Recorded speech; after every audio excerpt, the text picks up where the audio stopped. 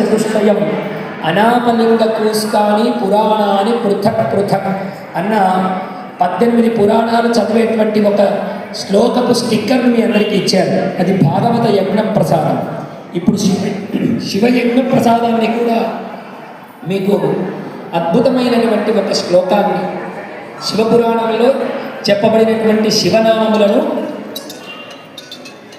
నామాష్టక యోగ మంత్రము అన్నటువంటి పేరుతో ఈ అష్టనామములను శివపురాణం ప్రతిపాదించినటువంటి ఈ 8 పేర్లను ప్రతిరోజు ఎవరైతే చదువుకుంటారో దాని పేరులోనే ఉన్నది నామాష్టక యోగ మంత్రము.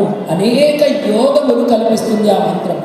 దరిద్రుడు ధనవంతుడు అవుతాడు, అపుత్రమతి పుత్రమతి అవుతుంది, ఇలా ఆరోగ్యవంతులు అవుతారు, ధనం ధాన్యం పశుం బహుపుత్ర లాభంచ, ఇలా అనేకములైనటువంటి యోగము ఆ కేవల నామమంత్రముల చేత సిద్ధిస్తాయి. మీ అందరికీ రేపు కానీ లేదా ఎల్లుండి శివ కళ్యాణం అయినాక కానీ మీ అందరికీ ఆ యజ్ఞ ప్రసాదాన్ని అందజేస్తారు. మీరందరూ స్వీకరించి తరించవలసిందిగా కోరుతూ ఉన్నాం. పరమేశ్వర నమస్కారం.